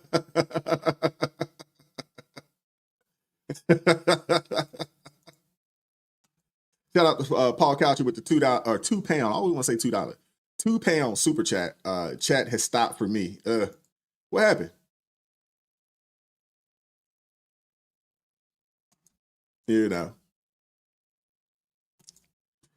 But I appreciate hanging out with you guys, man. I like this. This is good. Just chopping it up with you guys. We're going to get ready to get up out of here, though. My dog started barking. He let me know, like, hey, bro, you went too long. I got to go outside. Yeah, Ed Mar said $30 for a haircut. Nah, that's too expensive for me. And I've heard people charging upwards of $50 to $100 for a haircut. I'm like, in 2025, man, these barbers are out of their minds. Crazy. Now, my youngest son, he has, I think he wants to do like some dreads or something like that. He's been growing his hair out for a little bit. I'm like, enjoy it while you can. While you can, youngin. He always talking trash about my bald head. And I was like, yeah, I wouldn't talk trash. Dad's bald. I would not talk trash. And when I was your age, he's 19. When I was your age, I actually had hair. Lori, she's like, you said that 45 minutes ago. I know, I'm like that guest, you know what I'm saying, that keep saying they at your house and they keep saying that they gonna leave, but they always, something else comes up and then they end up staying for another 30, 35 minutes.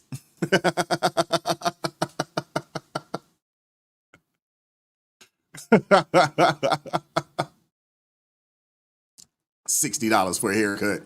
Yeah, he better learn. Hey, he better take some lessons, learn how to cut his own daggone hair.